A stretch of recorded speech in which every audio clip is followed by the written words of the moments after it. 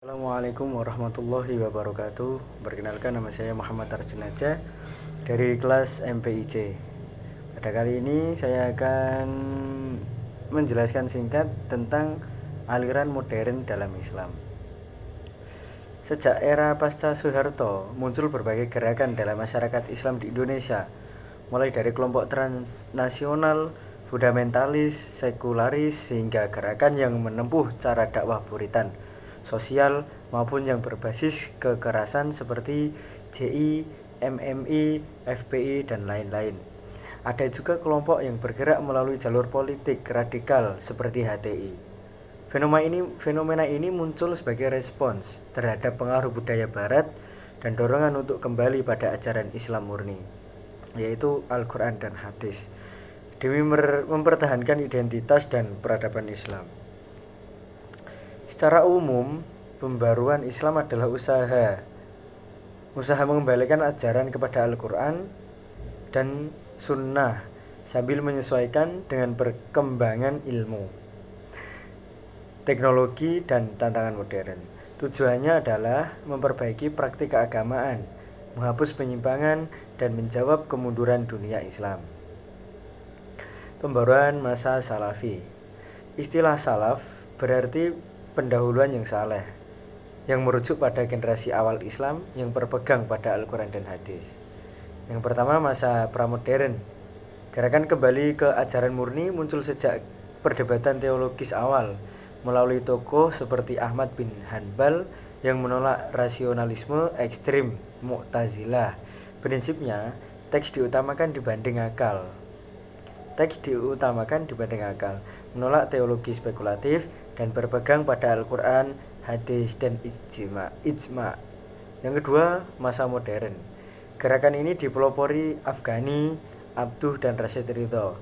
Fokus mereka adalah kembali pada Al-Quran dan Sunnah, menolak taklid buta, dan mengharmonikan wahyu dan akal untuk menghadapi modernitas. Pembaruan masa modernis. Modernis menekankan kebangkitan Islam melalui pemikiran rasional dan etika modern. Di Indonesia, pembaruan mulai tampak sejak awal abad ke-20 melalui Muhammadiyah dan Persis yang menekankan permurnian akidah, ijtihad dibanding taklid, dan rasionalisasi ajaran. Hal ini menimbulkan ketegangan dengan kelompok tradisional yang akhirnya mendirikan Nahdlatul Ulama atau bisa disebut NU pada tahun 1926. Peran organisasi dan tokoh. Organisasi besar memiliki peran sentral dalam pembaruan. Muhammadiyah dipandang sebagai gerakan reformis modernis yang menekankan kemurnian ajaran Al-Quran dan Sunnah. Pembaruannya terlihat pada penguatan pendidik, kesehatan, dan dakwah yang relevan dengan perkembangan zaman. Sedangkan Nahdlatul Ulama memadukan tradisi, budaya lokal, dan nilai-nilai Islam untuk merespons perubahan zaman. Tokoh NU seperti Gus Dur memberi pengaruh besar pada pluralisme dan wacana keislaman di Indonesia. Tokoh-tokoh modern juga sangat berpengaruh. Yang pertama ada Muhammad Abduh, pelopor modernisme Islam yang menekankan penggunaan akal dan ijtihad. Pembaruan utamanya adalah menghapus kejumudan berpikir dan menolak taklid, serta berani melakukan pembaruan hukum melalui ijtihad tanpa terikat mazhab. Yang kedua ada Rashid Ridho, murid Abduh yang mengembangkan ide reformasi melalui majalah Al-Manar. Pemikiran utamanya adalah pendidikan sebagai kunci kebangkitan Islam.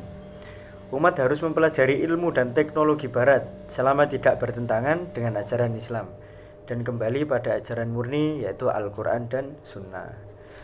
Dan kesimpulan dari pembahasan tadi yaitu gerakan modern dalam Islam muncul sebagai upaya menjawab kemunduran umat dan tantangan dari perkembangan dunia barat. Berbagai aliran seperti Salafi, modernis, dan reformasi membawa pendekatan berbeda, tetapi tujuannya itu sama, yaitu menghidupkan kembali nilai Islam agar tetap relevan di masa kini. Tokoh-tokoh seperti Muhammad Abduh dan Rashid Ridho menekankan pentingnya ijtihad, akal, dan pembaruan dalam pendidikan serta kehidupan sosial untuk mendorong kebangkitan umat. Pemikiran mereka memberi pengaruh besar hingga sekarang, membuat banyak komunitas muslim mulai memahami agama secara lebih kontekstual, terutama dalam isu demokrasi, perempuan, sains, dan keberagaman. Secara keseluruhan, gerakan modern Islam adalah usaha menjembatani ajaran dasar Islam dengan kebutuhan zaman tanpa meninggalkan prinsip utamanya. Mungkin cukup sekian dari saya. Kurang lebihnya mohon maaf. Wassalamualaikum warahmatullahi wabarakatuh.